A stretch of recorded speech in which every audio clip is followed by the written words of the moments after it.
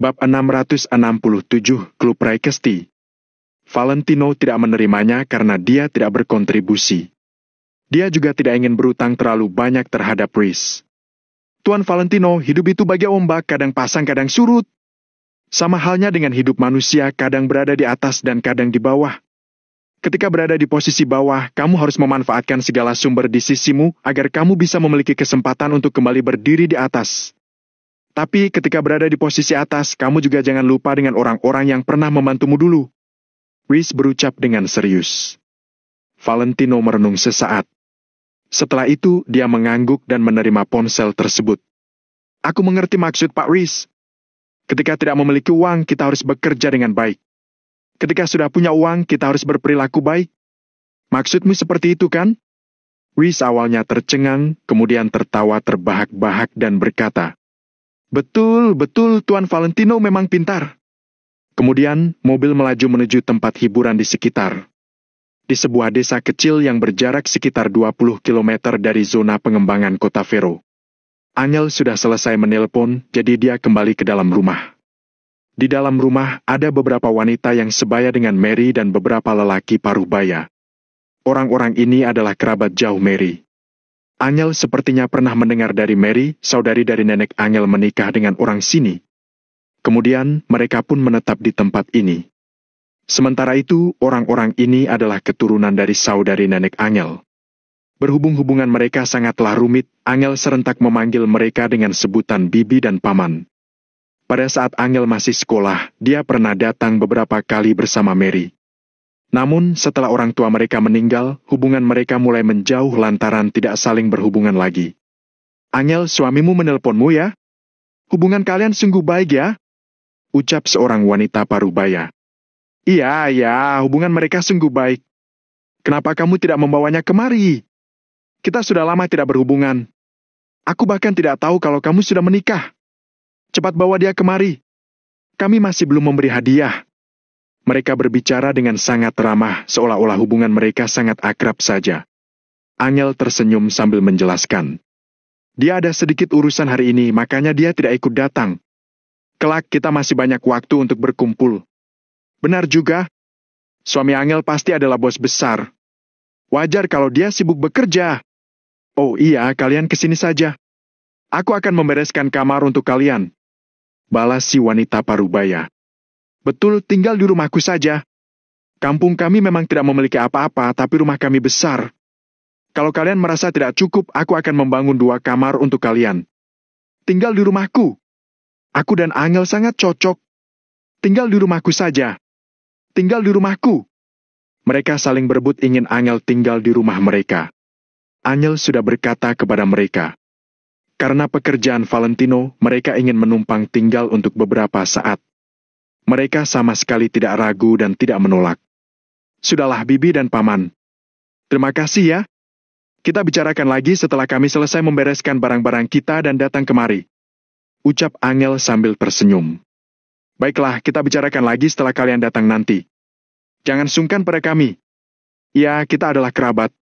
Sesama kerabat memang seharusnya saling membantu. Kamu bisa menganggap tempat ini sebagai rumahmu sendiri. Mereka kembali mengangguk sambil berkata. Setelah mendengarnya, hati Angel terasa hangat. Katanya kerabat jauh tidak bisa dibandingkan dengan tetangga. Ucapan ini juga tidak pasti. Setidaknya kerabat Angel telah memperlakukannya dengan baik. Mereka memang sudah bertahun-tahun tidak bertemu, tapi mereka masih bersikap ramah seperti dulu. Oh iya Angel, ibumu baik-baik saja kan? Beberapa bulan lalu ada kerabat yang berkunjung ke kota Neo. Dengar-dengar, nama keluarga Kusuma di kota Neo sekarang sangat terkenal. Wanita parubaya itu kembali bertanya. Ketika yang lain mendengar ucapan ini, mereka menatap Angel dengan tatapan penuh penantian. Hanya saja, Angel yang mendengar ucapan itu malah terdiam. Dia tidak tahu bagaimana cara menjawab pertanyaan mereka. Seli, apa yang sedang kamu katakan? Kita juga bukan gara-gara keluarga Kusuma baru bersikap baik pada Angel. Berhubung Angel sudah datang ke sini, itu berarti kita adalah satu keluarga. Jangan berkata yang tidak-tidak. Seorang lelaki paruh baya menyadari raut wajah Angel, jadi dia segera meredakan suasana. Oh iya ya. Aku hanya asal tanya saja. Aku memang cerewet. Hehe, Wanita parubaya itu segera tersenyum. Setelah itu, Angel berbicara sejenak dengan mereka lalu berdiri untuk berpamitan. Mereka telah mengundang Angel untuk makan di rumah, tapi Angel mencemaskan Valentino. Dia terpaksa menolak secara halus, kemudian menaik taksi untuk meninggalkan tempat ini. Setelah Angel pergi, para kerabat langsung pergi merebut barang yang dibawa Angel. "Ini punyaku," kata Angel, "ini untukku. Bawa kemari, ini punyaku." Mereka yang saling berebut itu terlihat sangat memalukan. "Aduh, lain kali kalian jangan mengungkit masalah keluarga Kusuma di kota Neo. Jangan-jangan kalian tidak tahu kalau Mary dan keluarganya tidak dianggap keluarga Kusuma," bisik seseorang. "Siapa juga yang tidak mengetahuinya? Aku cuma asal bicara saja. Aku ingin tahu apakah mereka sudah berhasil mendapat kekuasaan atau belum." Tapi dilihat dari ekspresi Angel, sepertinya dia masih tidak disambut. Jadi, untuk apa kita bersikap ramah padanya? Bukannya buang-buang waktu saja. Kamu itu bodoh ya?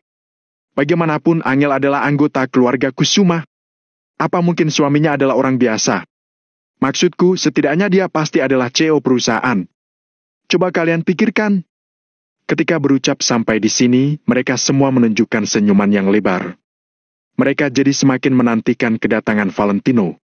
Klub Raikesti adalah area yang paling terkenal di zona pengembangan pinggiran kota ini. Tempat ini adalah perpaduan dari tempat relaksasi, hiburan, dan bisnis. Jadi, tempat ini bisa memuaskan permintaan kebanyakan pelanggan. Tak peduli konsumen dari tingkat manapun, mereka semua dapat menemukan tempat yang cocok untuk mereka. Oleh sebab itu, tingkat popularitasnya tidak kalah jika dibandingkan dengan klub malam yang mewah. Tuan Valentino namanya juga lelaki. Makan, minum, dan main-main itu adalah hal yang sangat wajar. Bukannya ada orang yang pernah berkata bahwa di rumah berhubungan harmonis dengan sang istri. Sementara di luar juga harus berhubungan harmonis dengan selingkuhan, kan? Aku tahu seberapa tulusnya perasaan Tuan Valentino terhadap Nona Angel, makanya hari ini kita hanya bersenang-senang saja, kita tidak melakukan yang lain. Hanya untuk bersantai saja, sekalian berpamitan dengan masa lalu. Mulai sekarang, aku dan Tuan Valentino juga akan memulai hidup baru. Reese berucap sambil bercanda. Ucapan yang dilontarkannya memang sangat bagus. Tentu saja, kalau Tuan Valentino tidak suka tempat ini, kita bisa pindah ke tempat yang lebih bersih seperti kedai teh. Hanya saja, di tempat terpencil seperti ini, kemampuan konsumsi mereka juga tidak tinggi. Sepertinya akan kesusahan untuk mencari tempat seperti kedai teh. Lanjut Reese. Tidak apa-apa, ayo. Tidak perlu repot-repot, aku juga akan pulang sebentar lagi. Balas Valentino dengan tersenyum. Orang-orang melangkah masuk ke dalam klub Raikesti. Ketika melihat orang-orang masuk ke dalam, pekerja di klub awalnya bengong, kemudian langsung berlari menghampiri mereka dengan ramah. Mungkin mereka tidak kenal dengan Reese. Sebab bos besar level tinggi seperti Reese biasanya tidak akan datang ke tempat seperti ini. Hanya saja, banyak pekerja di sini mengenal Deska. Apalagi mereka yang bekerja di bidang ini, semuanya memerlukan persetujuan Deska. Bab 668 tempatmu. Kalau bukan karena bantuan Deska, Reese juga tidak akan bisa mendapatkan lahan konstruksi pengembangan dengan mudah. Dengan arahan dari pelayan yang penuh hormat, semua orang tiba di ruangan VIP nomor ke-888. Dekorasi ruangan mewah, tapi tidak berlebihan. Cantik, elegan, tidak berlebihan, tapi berkelas. Bagaimanapun, selera orang selevel Reese sudah berbeda dengan para pemuda di luar sana. Mereka lebih memperhatikan kualitas dan selera. Semua fasilitas tersedia lengkap di dalam ruangan. Ada teater keluarga yang sangat besar, area karaoke serta lemari yang penuh dengan anggur merah mahal. Selain itu juga masih banyak lagi. Tentu, harga ruangan ini tidak murah, tapi Deska yang mengatur semuanya. Jadi, Valentino tidak perlu khawatir. Tuan Valentino, silakan duduk. Usiaku sudah tua sehingga lebih sering ke kamar mandi. Mohon pengertiannya. Reese menyapa Valentino sambil tersenyum, lalu beranjak ke dalam kamar mandi. Valentino tersenyum, lalu bangkit dan beranjak menuju kamar mandi yang berada di luar. Saat ini, Valentino sedang mengenakan pakaian bermerek dan mahal. Ditambah dengan karismanya yang dingin, dia beranjak keluar dari ruangan VIP nomor 888 dan berjalan di koridor. Seketika kemunculannya langsung menarik perhatian banyak gadis. Di koridor ada beberapa lady companion yang menemani tamu minum dan beberapa pelanggan wanita yang beranjak keluar dari dalam ruangan. Begitu melihat Valentino, mata mereka berbinar-binar. Namun, Valentino sama sekali tidak melirik mereka. Dia berjalan lurus menuju kamar mandi yang terletak di ujung koridor. Di dalam kamar mandi, Valentino berkaca sambil merapikan kemejanya. Dia mengerutkan kening saat melihat memar di bawah lehernya. Jumandi dan orang-orangnya terlalu kejam. Sekarang, sekujur tubuhnya terasa sakit. Dia tidak tahu bagaimana menjelaskan kepada Angel ketika dia pulang nanti. Tiba-tiba, pintu kamar mandi wanita dibuka dari dalam. Valentino segera merapikan kemejanya, lalu menunduk dan mencuci muka. Terdengar suara sepatu hak tinggi yang berjalan di atas lantai. Di saat bersamaan, aroma yang harum juga tercium. Tap-tap. Sepasang sepatu hak tinggi berwarna merah muncul di samping Valentino. Valentino tidak mengangkat kepalanya, dia bisa bayangan merah yang terpantul di keran wastafel. Dia pun segera mencuci muka dan hendak kembali ke ruangan. Pria tampan sendirian saja. Sebuah suara yang menawan dan memesona pun terdengar. Valentino tertegun ketika mendengar suara ini. Namun dia segera berbalik dan hendak pergi. Kamu, Valentino, ya? Saat Valentino mengangkat kepalanya, tiba-tiba suara itu berteriak terkejut. Valentino melirik ke arah datangnya suara, ternyata orang yang berbicara adalah Wendy. Wendy mengenakan pakaian yang sangat terbuka dengan dandanan smoky dan eyeshadow biru di kelopak matanya. Dia terlihat seperti seorang penyihir yang centil. Stoking hitam dan ditambah dengan sepasang sepatu hak tinggi yang ramping membuat tubuh Wendy terlihat sangat tinggi. Terlepas dari semuanya, walaupun Wendy tidak secantik Angel, dia juga tidak jelek. Saat ini wajah Wendy juga terlihat sangat terkejut. Dia tidak menyangka bisa bertemu dengan Valentino di tempat seperti ini. Valentino melirik Wendy sebentar, lalu berbalik dan ingin pergi. Berhenti! Wendy mengangkat sepatu hak tingginya, lalu menghalangi Valentino. Valentino mengerutkan alisnya sambil menatap Wendy tanpa berkata-kata. Kenapa kamu ada di sini? Wendy mengamati Valentino dari atas hingga ke bawah. Saat melihat Valentino yang mengenakan pakaian bermerek, awalnya Wendy tertegun lalu menunjukkan ekspresi menghina. Memangnya aku harus melapor kepadamu kemana aku pergi? Minggir! Valentino mengerutkan alisnya, suaranya terdengar dingin. Bagaimana kalau aku tidak mau minggir? Apakah kamu tidak melihat tempat apa ini? Asalkan aku berteriak, kamu bahkan tidak akan tahu bagaimana kamu bisa mati. Wendy terlihat bangga. Apakah ini tempatmu? Tanya Valentino dengan datar. Benar. Tempat ini adalah milikku. Wendy menjawab tanpa ragu. Kemudian Wendy mengulurkan tangan dan menunjuk ke meja Valentino sambil mencibir. Rapi sekali pakaianmu hari ini, untuk apa kamu datang ke tempatku? Pokoknya bukan untuk mencarimu. Valentino melirik Wendy dengan sinis. Hehe, aku sudah mengerti. Pantas saja, aku heran bagaimana kamu mampu membelikan pakaian semahal itu untuk kakakmu. Jadi, ternyata kamu bekerja sebagai gigolo di sini? Haha, kamu membuatku tertawa terbahak-bahak. Awalnya, aku mengira kamu dan kakakmu begitu keras kepala, tapi ternyata keluar untuk berjualan juga. Apa bedanya kamu atau Angel yang keluar berjualan? Kata Wendy sambil tersenyum menutupi mulutnya. Saat mendengarnya, wajah Valentino mulai terlihat dingin perlahan. Dia lalu berkata dengan suara rendah. Kalau kamu menjelekkan Angel sekali lagi, aku akan membunuhmu. Wendy tercengang saat melihat tatapan Valentino, tanpa sadar dia pun melangkah mundur. Mengingat tindakan Valentino pada hari itu, bibir Wendy bergerak, tapi dia tidak berani lanjut menjelekkan Angel. Coba katakan, apa kamu mendapatkan wanita kaya raya? Atau kamu menjadi pelacur di tempat ini? Hahaha. Wendy tertawa terbahak-bahak, dia merasa sangat bahagia. Sebelumnya, Wendy telah beberapa kali mengajak Angel untuk mengikutinya.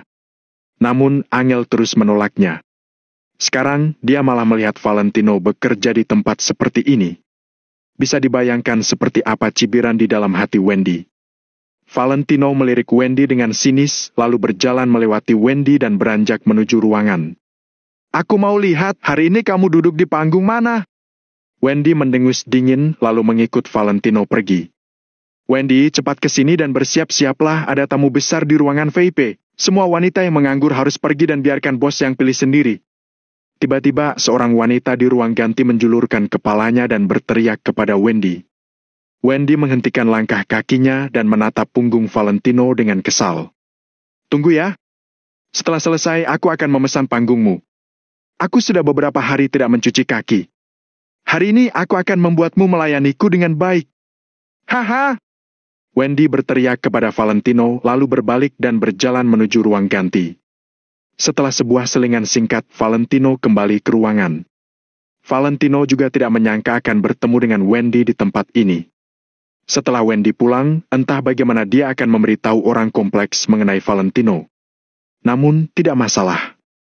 Sekarang, Valentino bukan hidup atas dasar pandangan orang lain terhadap dirinya. Kalau hidup demi pendapat dan pandangan orang lain, itu sangat melelahkan. Valentino bukanlah uang, dia tidak bisa membuat semua orang menyukainya. Dia juga tidak peduli untuk membuat orang-orang itu menyukainya. Tuan Valentino, kamu pergi kemana? Begitu melihat Valentino kembali, Rhys segera bangkit berdiri dan bertanya. Aku pergi mencuci muka. Valentino menjelaskan dengan lembut, lalu duduk di sofa kulit dan membuka kerahnya. Rhys mengangguk, lalu tersenyum dan berkata, Tuan Valentino, level tempat ini memang masih terlalu rendah. Nanti setelah kamu ada waktu, aku akan membawamu ke klub malam di kota untuk bersantai. Barusan, aku sudah menyuruh Deska pergi memberitahu klub malam untuk memanggil semua wanita yang ada di sini. Tuan Valentino, pilihlah sesukamu, mau semuanya juga tidak masalah. Valentino melambaikan tangannya, dia tidak tertarik dengan hal seperti ini. Tiba-tiba, dia teringat dengan percakapan Wendy di luar tadi. Minta Kak Deska untuk membatalkan acara ini. Aku akan pulang sebentar lagi, kata Valentino dengan segera. Bab 669 Tamparan. Rhys tertegun sejenak. Dia tidak lagi bersikeras, lalu meminta Deska untuk memberitahu orang itu agar melarang para gadis itu datang. Tanpa sepatah kata pun, Deska segera berdiri dan berjalan keluar. Namun, sebelum Deska keluar, pintu ruangan sudah didorong terbuka. Seorang wanita dengan riasan menor mengenakan pakaian seksi dengan baju belah pinggir berjalan masuk.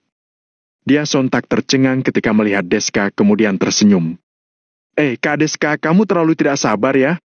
Deska menyentuh kepalanya dan berkata, Kak Fanny, begini. Berhenti bicara. Aku tahu.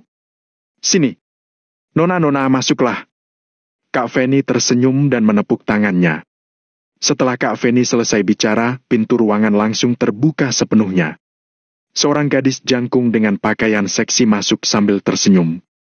Setelah gadis itu masuk, para lady companion berbaris dan satu persatu masuk ke dalam ruangan dengan antrean yang panjang. Dalam beberapa saat, lebih dari 20 lady companion berdiri di dalam ruangan. Mereka semua tersenyum, lalu melipat kedua telapak tangan mereka di bawah perut. Mereka tampak anggun dan sopan. Para gadis ini memiliki kelebihannya masing-masing. Wajah dan tubuh mereka sangat menarik. Ketika mereka berkumpul, mereka terlihat seperti pemandangan yang sangat indah. Ada yang langsing, montok, ada juga gadis muda dan wanita dewasa berusia sekitar 30-an. Mereka semua mengenakan riasan yang indah, membuat mereka terlihat anggun dan cantik. Valentino melihat sekilas ke arah gadis yang mengenakan baju ungu, Wendy. Dia sedikit mengernyit, kemudian menoleh ke sisi lain. Nona-nona, ayo sapa bos dulu. Kak Fanny menepuk tangannya lagi. Salam kenal, bos. Lebih dari 20 gadis tersenyum sambil membungkuk pada Valentino dan Rhys. Suara mereka sangat menyenangkan hingga semua orang tidak bisa menahan diri untuk menoleh bersama, apalagi saat para gadis itu membungkuk. Semua orang bahkan tidak bisa berpaling. Setelah mendengar suara para gadis yang merdu itu, ditambah dengan suasana di dalam ruangan, bahkan perasaan Valentino pun ikut bergejolak. Hal ini juga membuat Valentino mengerti kenapa para bos besar itu suka datang ke tempat seperti ini. Bahkan, kaisar di zaman dulu juga dibutakan oleh kecantikan selirnya yang banyak. Seorang pahlawan juga sering kehilangan semangat juang karena tergila-gila pada wanita dan reputasi mereka menjadi hancur. Apalagi ditambah dengan tempat nyaman seperti ini, pria manapun tidak akan bisa menolak. Kak Deska, jangan bilang aku tidak menghargaimu ya. Para lady companion kami tidak punya layanan pijat di sini, tapi aku sudah memanggil semuanya untukmu. Bos bisa memilihnya dulu. Kalau tidak cukup, aku akan memanggil kalian lagi nanti setelah para gadis ini memberikan layanan pijat. Ucap Kak Fanny sambil tersenyum. Deska menatap Reese, dia tak bisa berkata-kata. Reese melirik Valentino lagi, hal ini membuat Valentino tanpa sadar mengangguk tak berdaya. Sekarang semua orang telah datang, jadi sepertinya tidak pantas jika menyuruh mereka keluar. Setelah lebih dari 20 gadis membungkuk dan menyapa, mereka mengangkat lagi kepala mereka sambil tersenyum. Wendy menatap Reese dulu, lalu menatap Valentino. Setelah menatapnya sekilas, Wendy tertegun sejenak. Kemudian senyum di wajahnya tiba-tiba menghilang. Kamu? Tamu di ruangan VIP ini adalah Valentino. Awalnya Wendy mengira bahwa orang-orang yang bisa masuk ke ruangan VIP semuanya adalah orang-orang hebat. Karena itu, dia harus berdandan dengan hati-hati. Jika dia disukai oleh seorang bos besar, dia akan menerima bonus. Bonus yang dia peroleh itu sepadan dengan gajinya selama beberapa hari. Kebetulan jika dia masih bisa mengambil bonus, dia akan mencari Valentino untuk melayaninya. Namun, pada akhirnya dia tidak menyangka bahwa tamu di ruangan VIP itu adalah Valentino. Tuan Valentino, apa kalian berdua saling kenal? Ketika Reese melihat Wendy menunjuk ke arah Valentino dan berteriak kaget, dia menatap Valentino dengan ragu. Tidak. Valentino dan Wendy tanpa sadar menjawab pada saat yang bersamaan. Valentino memang tidak ingin terlalu banyak berinteraksi dengan gadis seperti Wendy. Wendy seharusnya bersyukur karena dia adalah seorang perempuan. Jika tidak, Valentino tidak akan membiarkannya berakhir dengan baik setelah apa yang dia lakukan pada Angel. Saat ini, Wendy menggertakkan giginya. Di matanya, Valentino hanyalah orang bodoh. Bahkan jika sekarang dia tidak bodoh lagi, dia hanyalah pecundang yang hidup dengan mengandalkan Angel. Wendy merasa jika Valentino bertemu dengannya lebih sering pada hari kerja adalah suatu kehormatan baginya. Namun sekarang Valentino mengatakan bahwa dia tidak mengenal dirinya di depan begitu banyak orang yang membuat Wendy sangat kesal.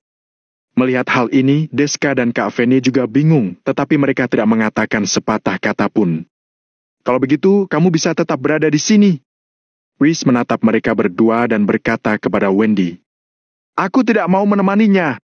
Wendy mendengus dingin. Apa yang kamu katakan? Reese sedikit mengernyit dan menatap Wendy. Ekspresi Deska tampak muram, lalu dia berjalan mendekat. Kak Deska, jangan marah, tenanglah dulu. Aku yang akan mencari tahu apa yang terjadi. Kak Fanny dengan cepat menghentikan Deska, lalu mengedipkan mata pada Wendy dan berkata, Wendy, ada apa denganmu?